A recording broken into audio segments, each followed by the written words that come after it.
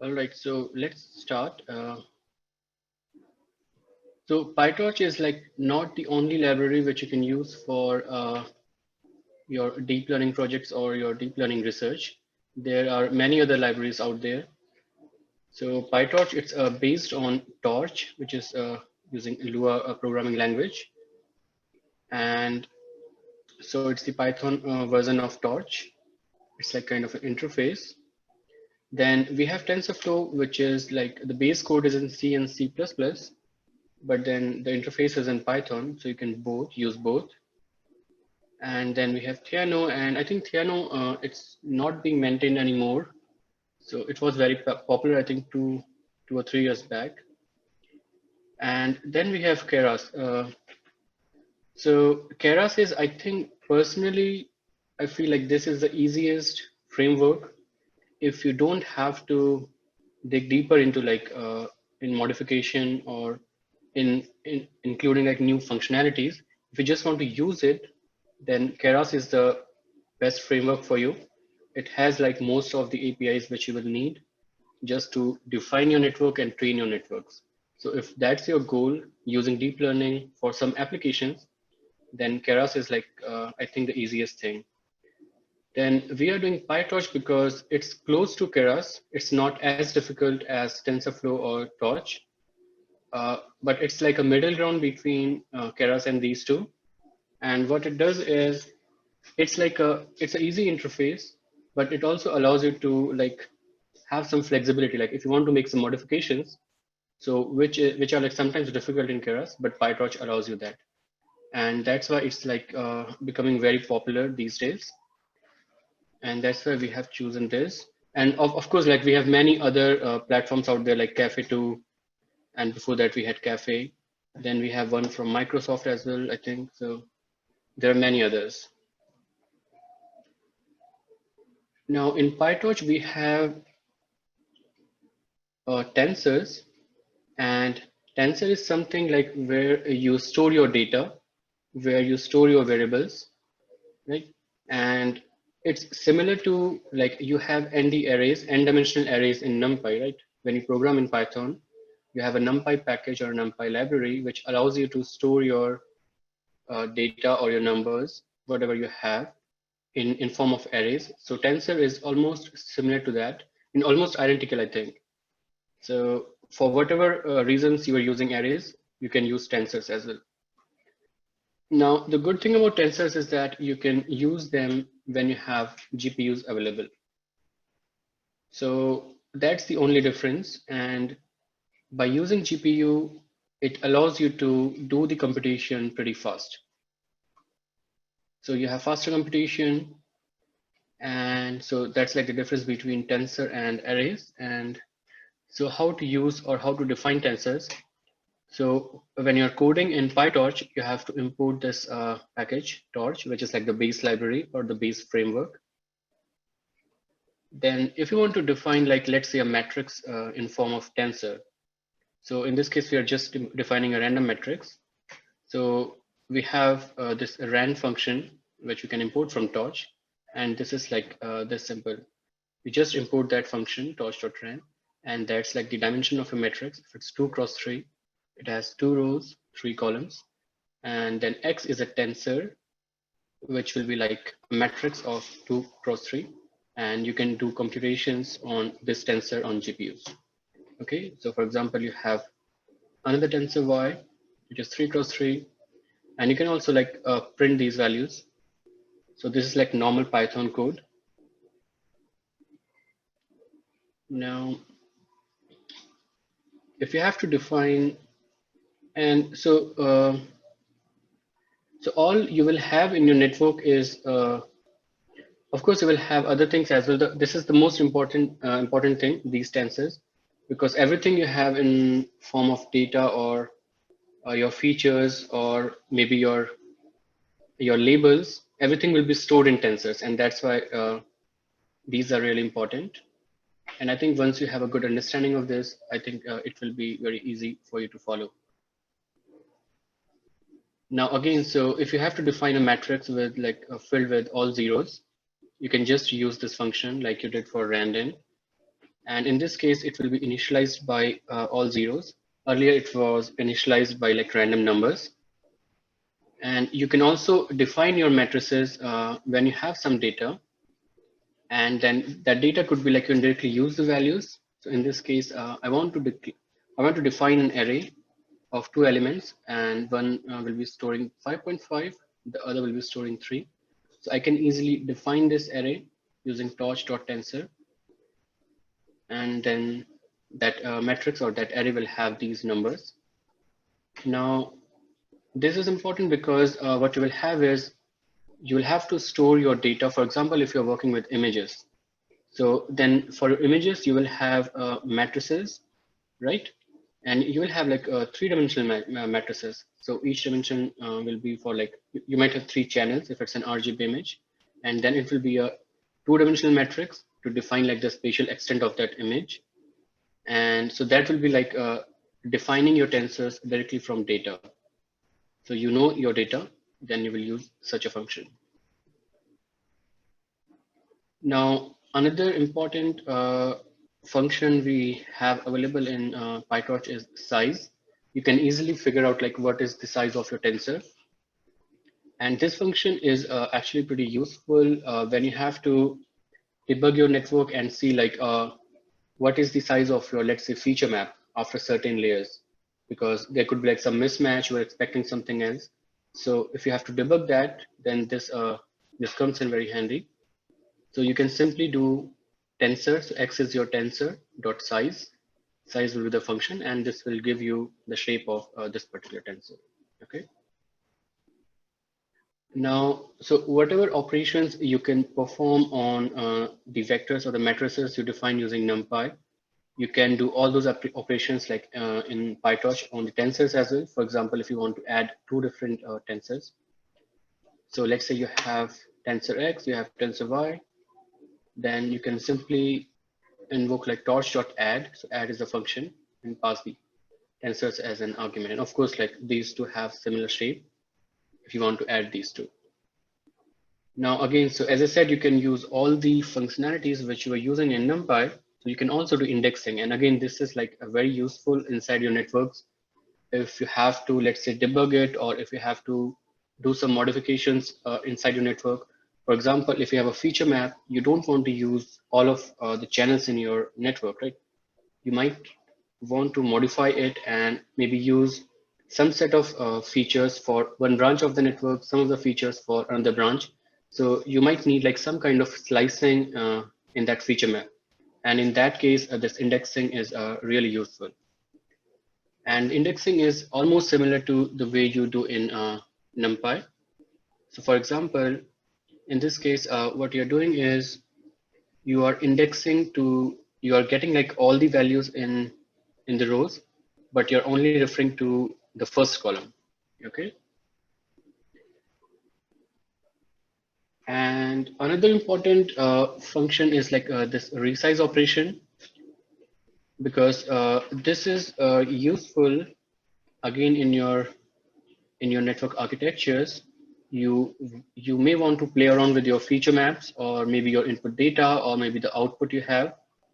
Then this resizing will be very important there, and we will see like this in one of the network which we will define today, how this is useful. Now let's see like what we can do to resize our tensor. So this tensor.view is the function. Okay, so for example, in this case, we have defined a tensor x, and it's initialized with random values, and the shape of the tensor is 4 cross 4. Okay, so it's a matrix with 4 rows and 4 columns. So in total, you will have 16 values in this tensor, right? Now, what we are trying to do is we are trying to flatten this matrix into a single like one-dimensional feature vector. So this has 2 dimensions, but we want to flatten all of them into single dimension. So what we have done here is we just invoke like tensor this x dot view, and the dimension, the target dimension which we want for this target variable y. So we know there are 16 values. So we directly say like stated, we need a 16 dimensional feature vector. And what this will do is this will convert this two-dimensional matrix to a one-dimensional feature vector.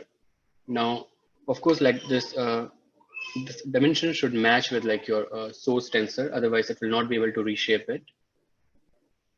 And so if you have coded in NumPy, then you might like recall this. There is a reshape operation in NumPy, so it's almost identical. It's just like they have used a different name. Now let's see like another example, and this is, I think, more useful when you're working with your CNNs. Now what it does is, in this case, we are not changing the dimensions of the input tensor. So we had two. We still have like two dimensions here. The first one, this is -1. In the second one, we have 8 values. So in case where we don't know like how many total values or total numbers we have in our input tensor, what we do is we indicate that with a -1. So in this case, we don't have to worry about like how many values or how many dimensions or how many rows in this particular case we want in this particular dimension. So it will be like implicitly inferred from the input data. So in this case, what's happening, we are preserving the dimension. We still have two-dimensional tensor. So we had like 4 cross 4, 16 values. So we want 8 of them like in the second dimension. And in the first one, we are saying that just infer it from the data. So we have 16, we used 8 here. So it will have to be 2 to make it total 16. So in this matrix or in this tensor, we can have 2 rows and 8 columns. So if you will use like that size function we just saw in the previous slide. So the first one, X, is like 4 cross 4, that's the source tensor. And the second one is like a 16-dimensional feature vector. Second is 2 cross 8. Okay. So let's have a quick question here. Now, one thing to note. So when you are responding to pop quiz, don't send like a public message. Don't send to all. And if you do that, then others might know the answer. They will just respond using that. So please use the private message. You can send it to me or to like the TA Ayush. Both will be fine. So anyone of the students like who don't know like how to send a private message.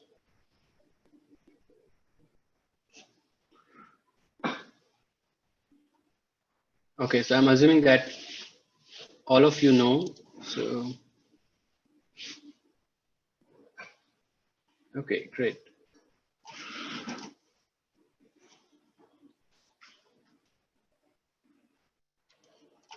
Yeah, we are coming to that. I'm just making sure that all of you know how to send a private message. Otherwise, okay. So the question is, you have a tensor X, and it has like it's a 4-dimensional tensor, and that's the shape of tensor you are defining, and it's initialized randomly.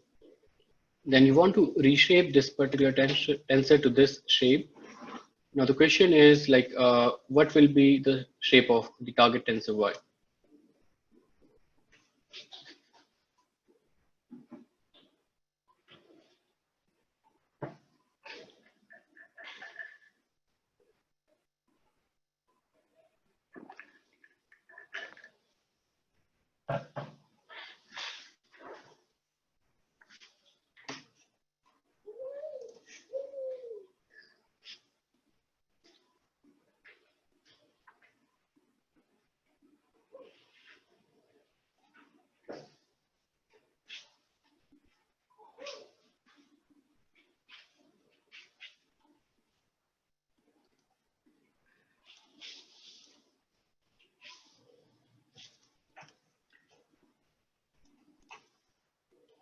Okay, so yeah, it will be 8.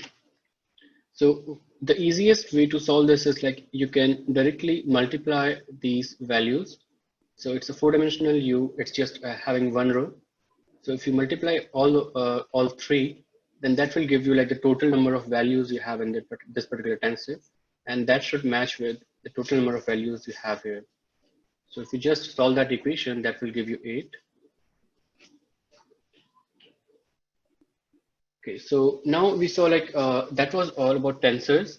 Now As we discussed earlier, the PyTorch tensors, they are almost similar to your NumPy arrays. And NumPy arrays, you do the computation on CPUs, but Torch tensor, you do the computation on GPUs. And of course, like it's not that they will not work on CPUs. You can also perform or do the computation using a tensor on CPUs. It's just that if you have GPUs available, it will allow you to do the computation on GPUs as well. And one good thing about PyTorch is that it allows you to easily convert from NumPy arrays to Torch tensors. So let's say you have a Torch tensor A, and it's like a one-dimensional feature vector with all ones. Okay, so that's a tensor. Then you define what you do is if you just call this function a.numpy, then it's that easy. Then this tensor will be converted to a NumPy array. So that's the beauty of PyTorch. I mean, everything is very elegant, very easy. And you will see that like when you define your networks as well. And again, like let's say if you define a NumPy array, so it's numpy.ones, and you will also see like most of these functions, like the names are identical to what you have in NumPy. So that will make it easier for you as well. It's just instead of using the NumPy package, you're using the Torch package. Okay, so this will define like an array. Again, similar array, but it will not be a tensor. And then you can easily use your Torch package and call this function from NumPy. And then B is going to be your tensor. And this will be useful. So this functionality, you might not need that much. It's just if you want to play around with the numbers locally, right, and do normal computation, this might be useful. But again, as I said, you can also use your tensors to do that. But one issue might be like if you're using any external library in your Python which doesn't support tensors, then you might have to do this. But that will be, I think, rarely happening. But this case, I think this will be used very heavily in your codes. So when you are loading your data from your disk, let's say you have images, you load using some of the libraries. It could be OpenCV or it could be your SciPy or anything. Then what's going to happen is when you load it, it will be like a NumPy array, something like this. Now, if you want to use that data to train your networks or send to your networks as an input, then you will have to, and you want to compute, do the computation on GPUs, then you will have to convert those NumPy arrays to PyTorch tensors. And that's the function for that. Okay, so let me see like if we have any question in the chat. Okay, it's just the answers. So yeah, I mean, if you responded like after I have typed time's up, so that won't be considered because it was just 30 seconds, okay? So I was timing it. Probably I think I gave you more than that, but it's fine. So now another important functionality which you will require a lot is matrix multiplication. And as you know, like in your CNNs, whenever you are doing convolutions, so in those convolution layers, you will need like these matrix multiplications heavily. And that's where like GPUs play an important role. We have like efficient libraries and efficient operations which can perform these matrix multiplications pretty fast. And that's why we are able to train our networks like in like using huge amount of data. And so let's see like how we can do this matrix multiplication. Again, you have to import this Torch package. You define two different matrices, and you just have to invoke this function that's abbreviated for matrix multiplication MM, and just pass like these two matrices as input. And this will be your resultant matrix.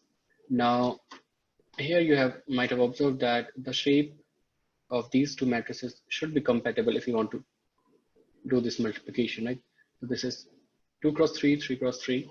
So then the number of columns in the first should be like equal to number of rows in your second matrix. And that's why the resultant matrix will be like 2 cross 3 for this trace. So we have the size here, so it's 2 cross 3. Now, so this is like just basic multiplication of if you have just two different matrices, but that's not how we do like in our CNNs. We multiply in batches. And for that, we have batch matrix multiplication. And the idea here is if you want to multiply like two set of matrices, but we don't have like just one pair to multiply, we have a full batch. And then you can simply use this batch matrix multiplication. So again, you are defining 10 different matrices of shape 3 cross 4. And in this case, again, you are defining 10 different matrices of shape 4 cross 5. So again, these shapes should be compatible. So in this case, 3 cross 4 and 4 cross 5, they are compatible. The resultant matrix will be 3 cross 5, and you will get 10 such matrices. So you can just use this BMM, again, abbreviation for batch matrix multiplication, pass these two tensors as input, and that will give you 10 different matrices of shape 3 cross 5. Okay, so this will be required inside your CNNs, because what you do is when you are training your network, you don't like feed in just one image, right? You feed in a bunch of images, and that's called your batch size. And so what you do is whatever operation you're performing for one data point, you perform it for the full batch. So everything is like processed in batches.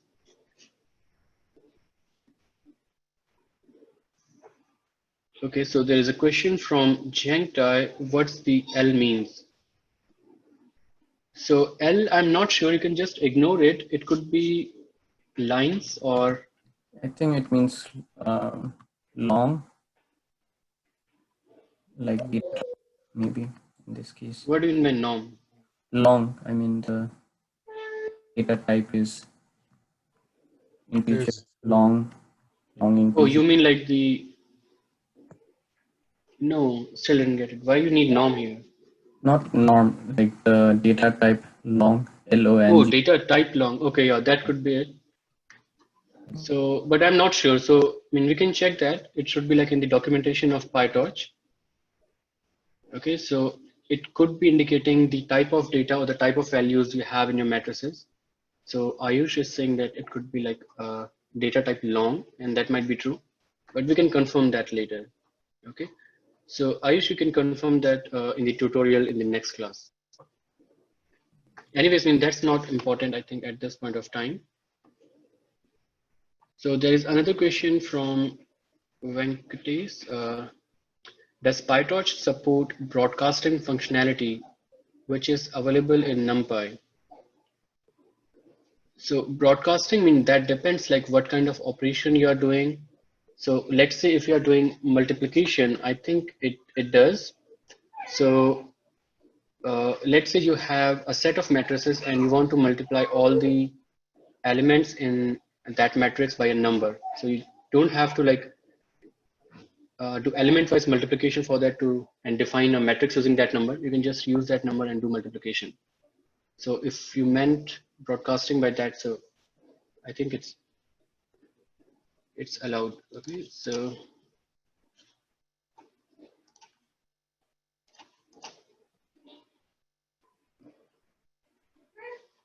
and so these are like some of the operations which you are going to use highly, but there are many other operations, and of course like all the operations which you, most of them which you perform in NumPy, they will be available in PyTorch.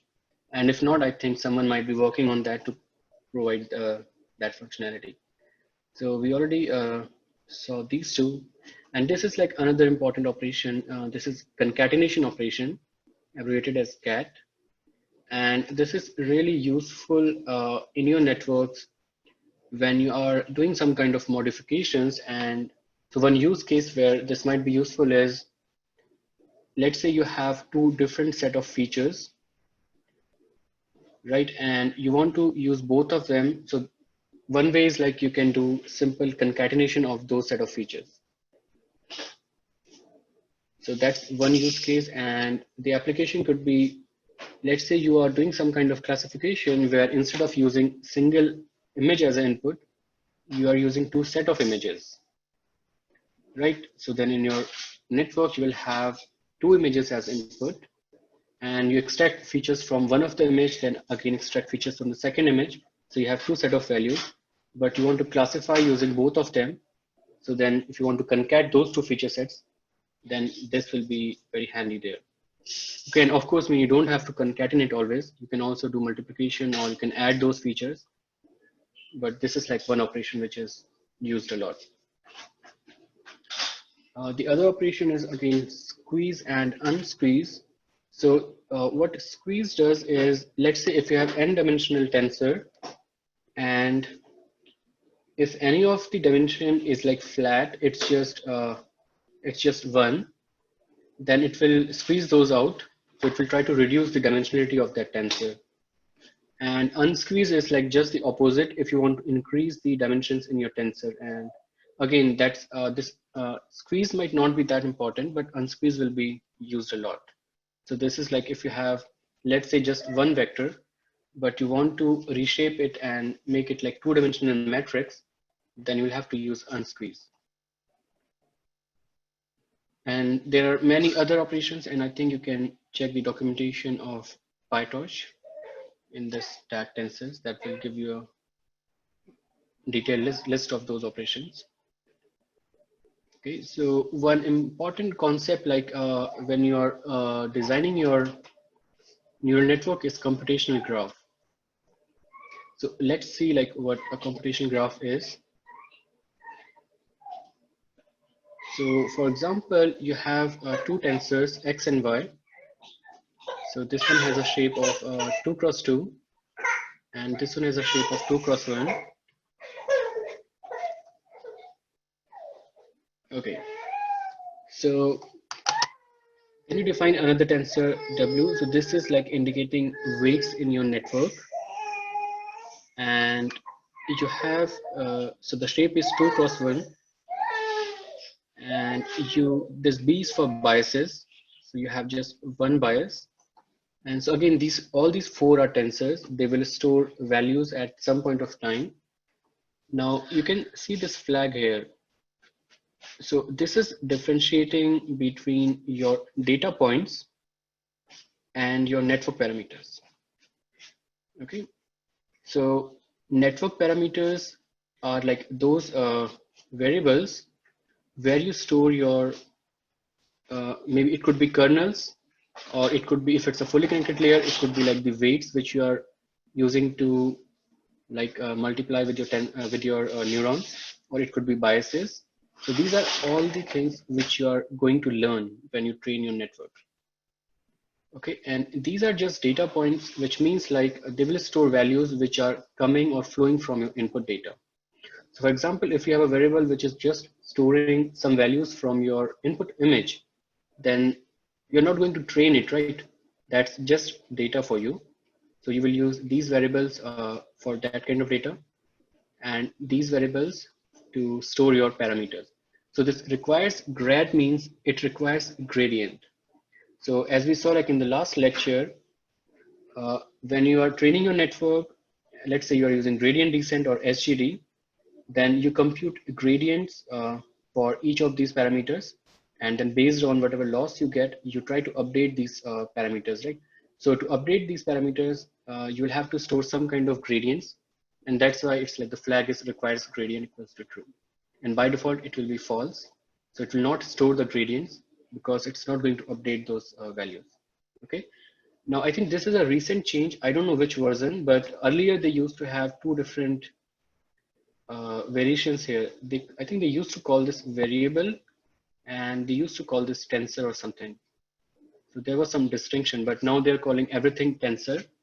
But based on like whether the flag is true or not, they will store the gradients or make those parameters of the network. And again, so these things are recent, like PyTorch, it was not there like 4 or 5 years ago, right? So these things will keep on changing, and they do this very frequently. So I think what you should do is you should follow like their GitHub repositories, and whenever they are like releasing new version, they have all these changes. So this is like these kind of things, they keep on changing. So you'll have to like refresh your knowledge here. Now, So what we can do is, now this is a data point, these are parameters, and if we try to visualize the network which are going to define using these variables, it will look something like this. And this is called a computational graph. And let me explain you why we call it that way. So X, that's your input, okay? And it's taking like a matrix 2 cross 2, or it could be like just a feature vector of size 2, but batch size of 2. So it could be 2 samples. Okay, so that's the input. And then that's the parameter W. It's defined here. And then you are multiplying these two, because if it's, let's say, a fully connected neural network, then you multiply your input with your weights. And that gives you A. So it's like an intermediate tensor. Again, it will just store the value which you get after multiplying these two.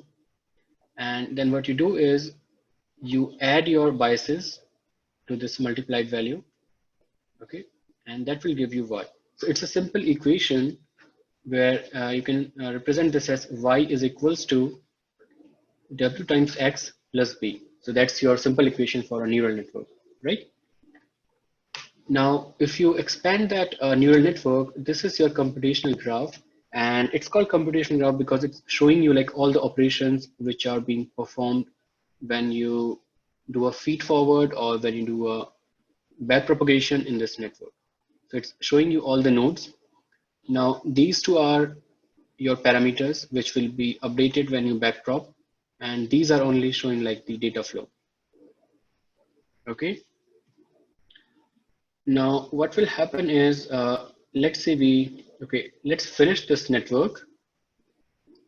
So what you can do is you can use the matrix multiplication, which we saw earlier from Torch. So you multiply X and W at the bias B, all right?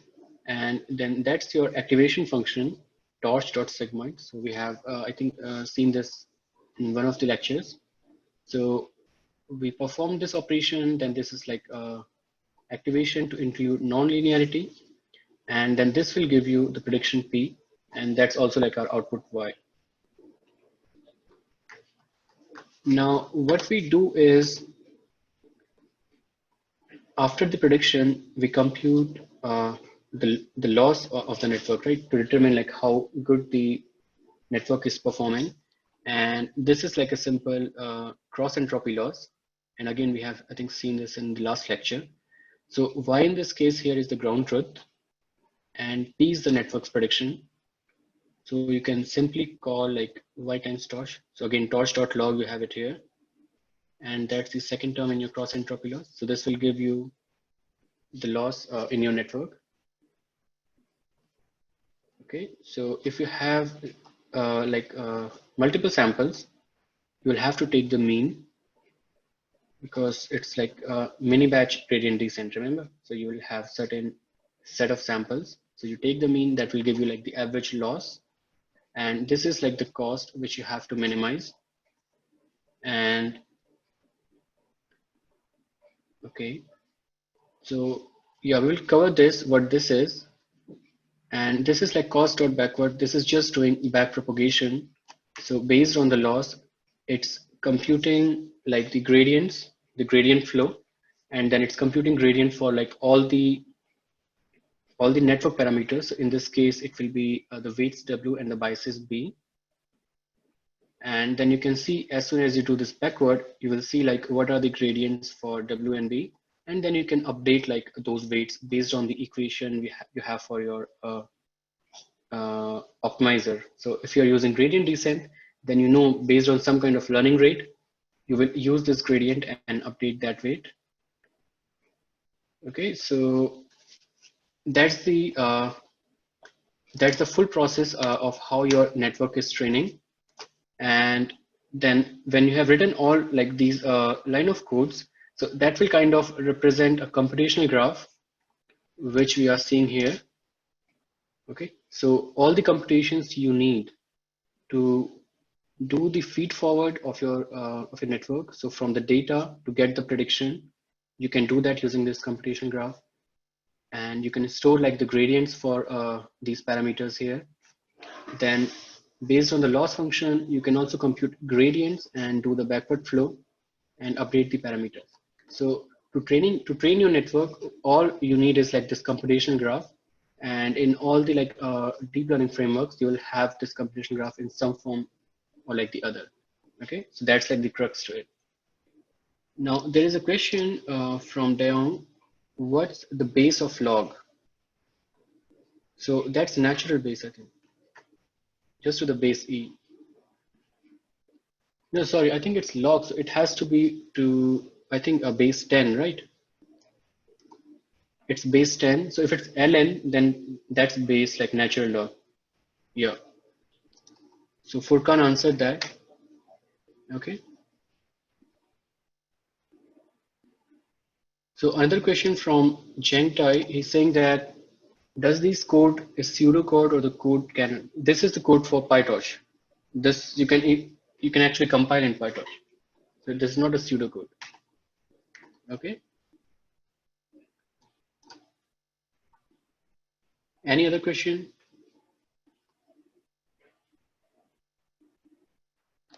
Okay, so let's proceed. Otherwise, I think it will be late. So we have covered this. All right. So far we have seen like what tensors are and what a computational graph is. So now let's complete like the full training process. And so what we have to do is first we have to define the neural network. Okay. Then we'll have to like select some samples from a training data that will be a batch. And then what we will do is we will use that batch and iterate over like the full data set. Okay. And we will process each batch to the network that we call like feed forward. And once we do that, we'll have to compute the loss for that particular batch using the loss function we have defined. And then based on whatever loss we get, we backpropagate the gradients from the end of the prediction end of a network to like the input layer. And whatever gradients we have computed, we will use those to like update the weights based on whatever equation we have. Okay, so that's the full process, and we'll go through like each of these steps in detail. So for defining a neural network, it's pretty easy in PyTorch. We have torch.nn. This is for neural network, torch.nn package, which allows you to define like all the layers, all the activation functions, or whatever functionality you need in your network. So this module nn.module will have the layers. And then what we need is we need a forward method when we are defining a network where we will define like how the data is going to flow in our network.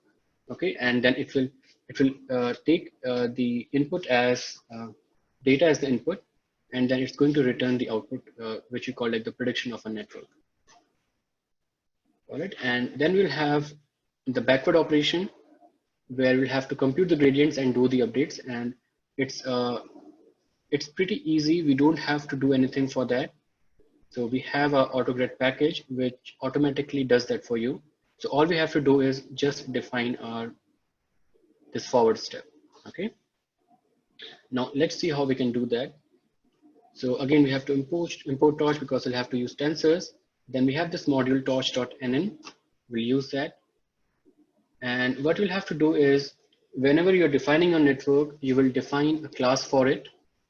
Okay, so this is like a regular class in PyTorch. And then you will inherit like the nn.module. So this is like you will have to write. So that's fine. Then you need two different functions. And of course, you can have many other functions as well based on like the complexity of a network or based on like what you need. But you must have these two functions. So this is just the initializer for this class. And this is the forward function which we were discussing earlier, which will define like the feed forward step in your network. Okay. So this initializer, again, you'll have to create your layers here.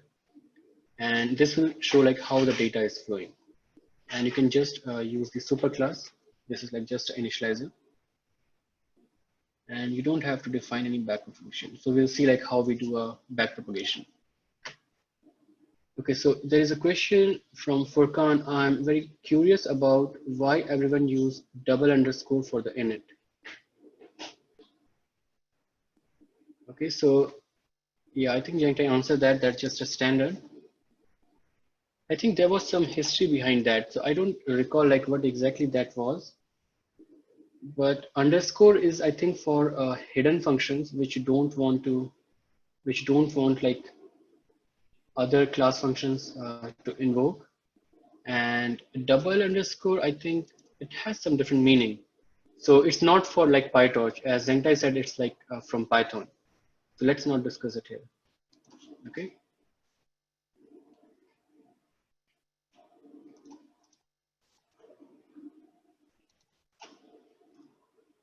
Okay, so we will define this architecture using the class we just discussed. And what this network is doing, it's taking an image as input, a binary image of size 32 cross 32. So we have one convolution layer here. It will give you like 6 set of feature maps. Okay. Then we have a max pooling layer here, subsampling. Then again another convolution layer. Then again a max pooling. Then we have a fully connected layer, and then the final prediction. So let's see like how we can do that in PyTorch.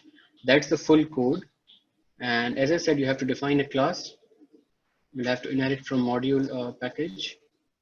Then that's the init function you have, that's the forward. So these two are must.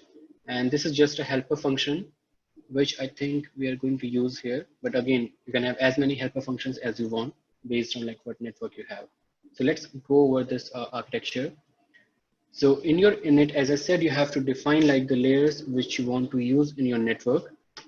So in the first layer, as you saw, the input was a binary image. So it was like, it was having just one channel. Okay. But in the second layer, the input was like, we had 6 different channels, right? So for 6 different channels, we need 6 different kernels. And that's why we'll have 6 different kernels here. And then the kernel size was just 3 cross 3. Okay. So to define such a convolution layer, what you can do is you can use this neural network package. And there's a function or API con2D. It's like convolution 2D. And you have these 3 parameters here. The first parameter is like, what's the depth of your input feature map? Okay. So in this case, the input was the image, just a single channel. It's a binary image. So that's why it's 1. If you were using a colored image, which has having like a RGB channel, so we'll have 3 different channels. So this should be 3 in that case. And again, if it's like the input is feature map, so it will depend upon like what's the depth of that feature map. You will use that value here. Okay, so this is like the depth of the input feature map. This is how many kernels you want to use. So in this case, we want to use 6 different kernels. So we have 6 here, right? And this is representing the shape of the kernel. So ideally, like in I think almost all the case, we use like a square shaped kernel. So that's why we don't indicate like 2 different values. We just indicate one value. If it's 3, it's implicit that it will be a 3 cross 3 kernel. And of course, you can pass that as a tuple as well, 3, comma 3 in braces. That will mean the same thing. And these are like just first 3 parameters. And there are many other parameters for which I think you can refer to the documentation of PyTorch. But those are, I think we're not going to discuss those. So for our case, we just need these 3. All right. So that's like one convolution layer we need. Then we need another convolution layer, which will have as input like 6 different channels. And so this is coming from the first layer. Okay. And then in this case, we are using 16 different kernels. And again, the shape of the kernel is 3 cross 3.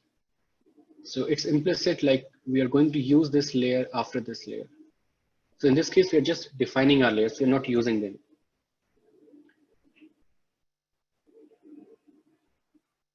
All right, so now this is another operation. What we are going to do is we are going to add a fully connected layer, right?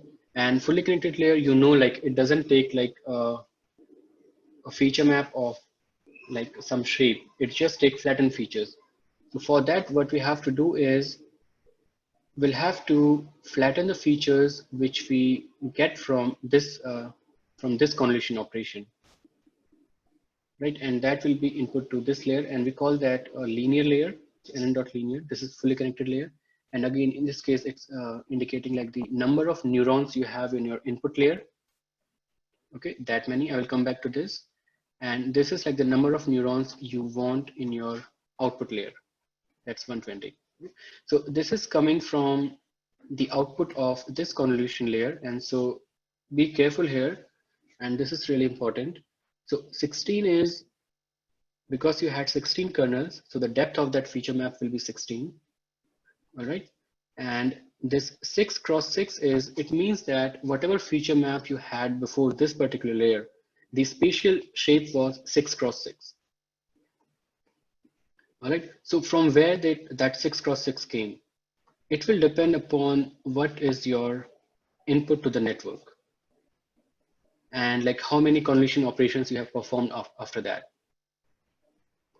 All right. So in this case, the input was 32 cross 32 binary image.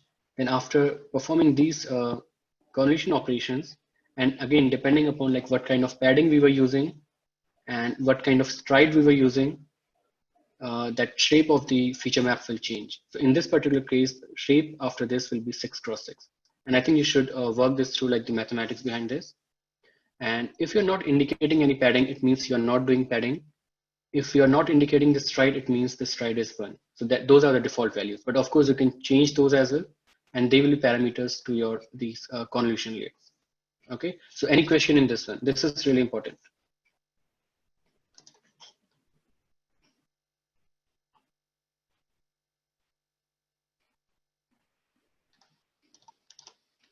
Okay, so that was in it. So there is a question from Jacob. I hope I pronounced that right. So he's saying that aren't we applying the 16 kernels on the 6 layers? So we are applying 16 kernels. What do you mean by 6 layers? You are applying 16 kernels to these feature maps or whatever feature maps you will get so from.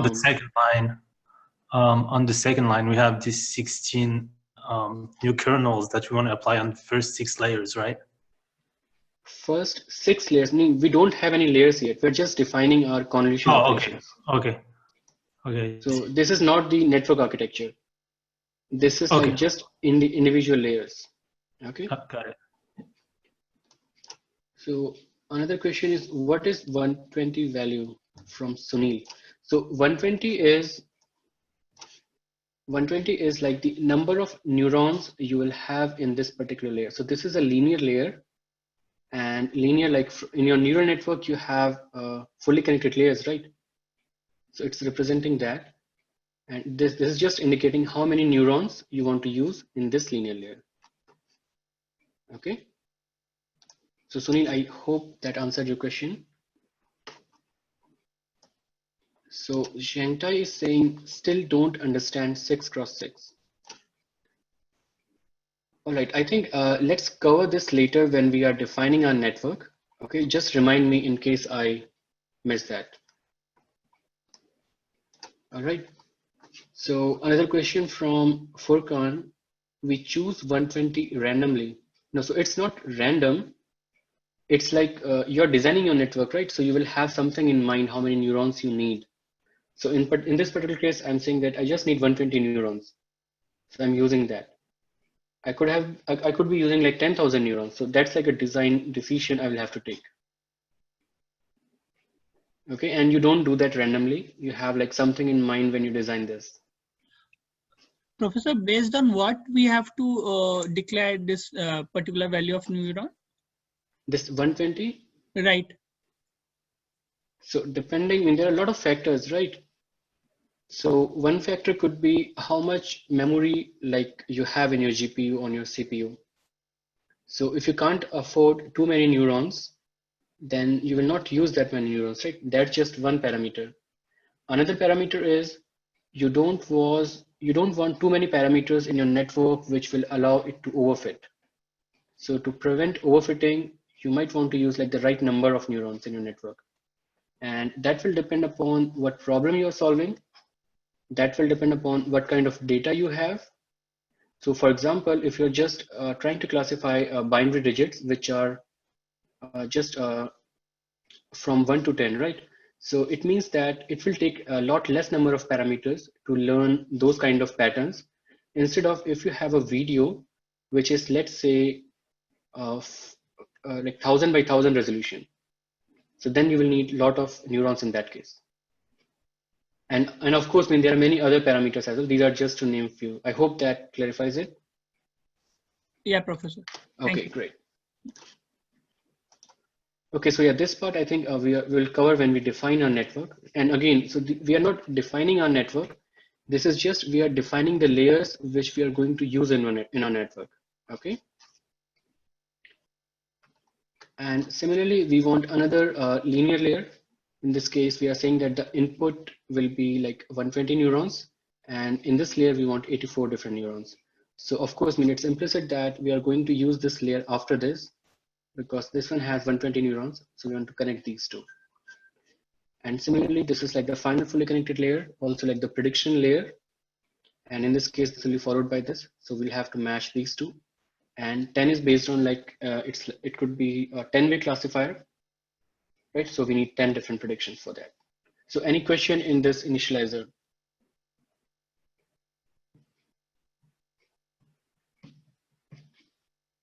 Okay, now let's see like how we define a network using all these layers.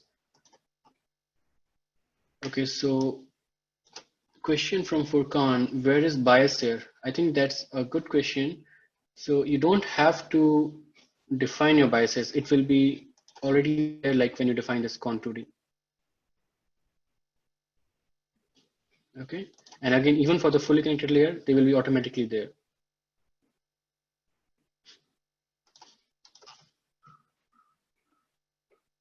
Okay, so yeah, that reminds me of like, I think Caffe. So initially when deep learning was picking off, so Caffe was very popular. And there I think we had to define like how, whether we want to define biases or not. So we'll have to specifically write that as we are doing for our kernels. So that was kind of weird, but I think now these days we don't have it like in any of the frameworks. So now this forward layer, again, this is like mandatory. You should have this function in your class. And this is like your exact, this is your network, CNN architecture. All right. Now, so let's see, like, let's start from this point. So we had this, we had defined this layer con V1, right? So X is our input. So this is our first layer. And we are saying that let's pass like the input data to this layer. And this, you know, as you define this is performing convolution operation. And you know like how many kernels you were using, you know like what were the shape of the kernel. So that then that convolution operation will be performed on this input data here. And then you're using a ReLU activation after that. Okay, so this F is like the functional API from PyTorch. So you perform the ReLU operation. So after this activation, you are performing a max pool. So you have max pool 2D. It means like in 2-dimensional, if we perform max pooling. And this is showing you like the shape of the kernel of your max pooling filter. So it's just 2 × 2. And again, there will be other parameters like the stride and all that for max pooling as well. So the default values will be used if you're not passing them. Now, if you have an input of 28 × 28, and if you perform 3 × 3, if you use 3 × 3 kernels, all right, and if you are performing max pooling of shape 2 × 2 with the stride of 1, so then you can do the math. It will tell you if your input shape is 1 × 28 × 28, after performing this operation, what will be the shape of your output feature map? All right, so because you know the formula, you can do that. Now that output will be given as input to your next layer. All right, so that's your next convolution layer. You define this.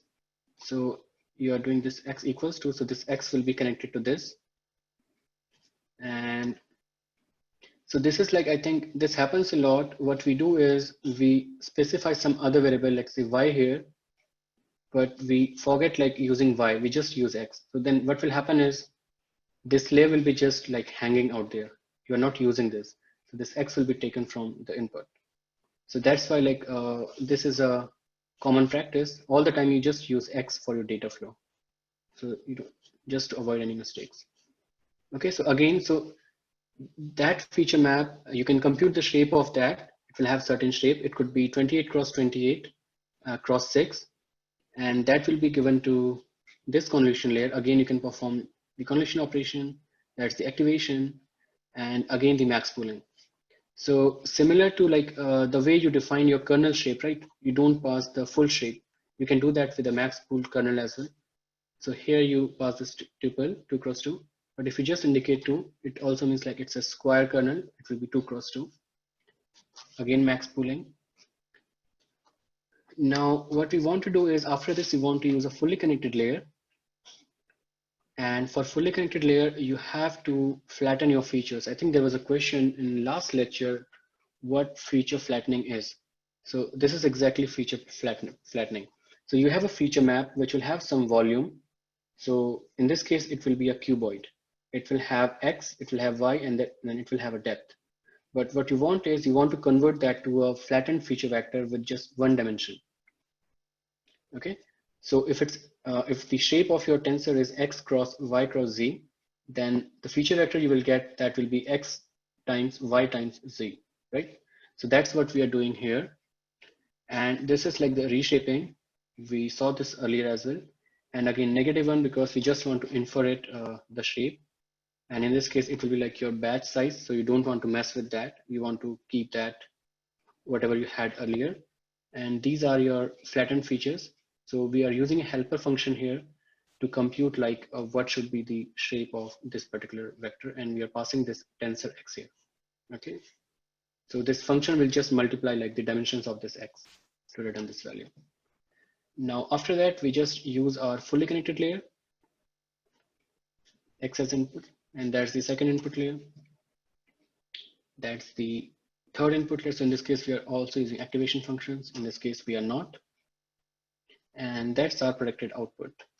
Now, there was a question that from where did that 6 cross 6 came, right? So if the input is 28 cross 28 or 32 cross 32, so it will change its shape, right? We move from volume to volume in your convolution network. So it might change it to something 26 cross 26, I think.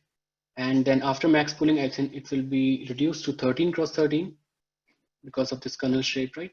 Then again, if you perform this convolution, so, and then max pooling, again, it will be reduced to half. 13 cross 13, I think will take you to 12 cross 12.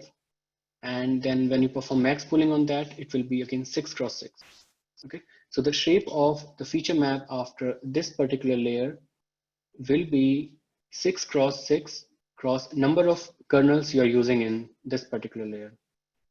Okay, so if you go back to your, so you are using 16 kernels in this layer, right? So that's the dimension 16, and 6 cross 6 is like your spatial extent of the feature map. And that many total features you will have in this particular dimension. So is it clear now, Chengtai? That was your doubt?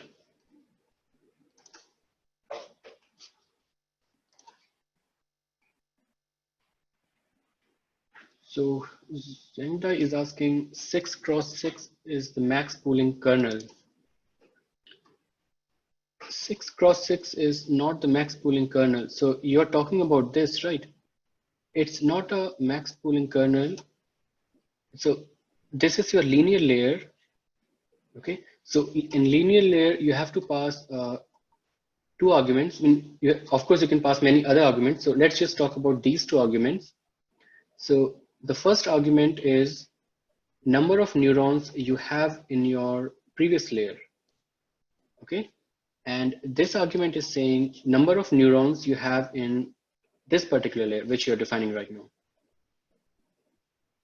So this is 120, that's fine. You can define it whatever you want, but this parameter should match like the number of neurons which are incoming to this layer. Otherwise, some of the neurons will be lost or you will not have enough neurons, right? So it should exactly match with whatever output you have from this Con 2D layer. So Furkan got it. So Zhengtai, so is it clear or? Okay, great. So this is like just telling you number of neurons you have. All right, so let's move on. So that's the forward layer. And that's the helper function we had earlier. So as I said earlier, it's just telling you how many values you have in this particular feature map. So what you do is you take the size of this tensor. So remember, like x dot size will give you the size, and you're just ignoring the first one. So this is similar like slicing or indexing you used in NumPy. In this case, you want to ignore the first one because first one indicates like the batch size. So you don't want to mess with that, but you are keeping the rest, and the rest will be like the 3 dimensions you have for a feature map.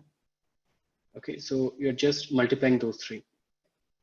So in this case, you are multiplying 16, that's the number of channels, with 6, the dimension in the x axis, and then again 6, dimension in the y axis. Okay. So the next step is you want to iterate over your data set of inputs, and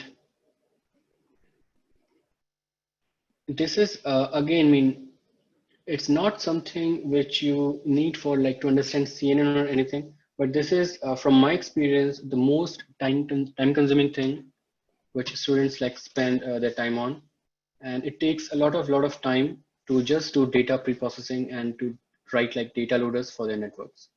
So defining network, as you're seeing, it's not that difficult. I think it will take 5% of your time, but this data loading will take, I think, 50 to 60% of your time, and the rest time is like training on network. So you might be working with different type of data. I mean, for this course, we are interested in images and videos. So these are like some important libraries which will be useful. Again, for these are the libraries for audio. Then if you're working on text, these are the libraries. And ideally what we do is we just load our data into memory as NumPy arrays. So if we have image, we can just load it.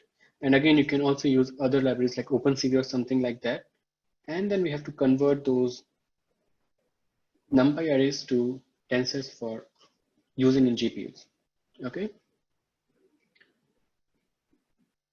So Torch Vision is like a very nice package in Python, which allows you to load like existing data sets. And because it could be like you don't want to work on a new data set, then that makes your life easier, because then you don't have to do any kind of data preprocessing. Everything is there like in this package, and it allows you to load those data sets like very efficiently. You just have to import this, and this transforms give you like many functionalities to do many kind of transformations in your data. It could be reshaping, resizing, or it could be like performing some kind of augmentations. Okay, so so I think if we are almost out of time, and I don't want to leave this topic in between, so let's continue this I think in the next lecture, and I think we can stop it here.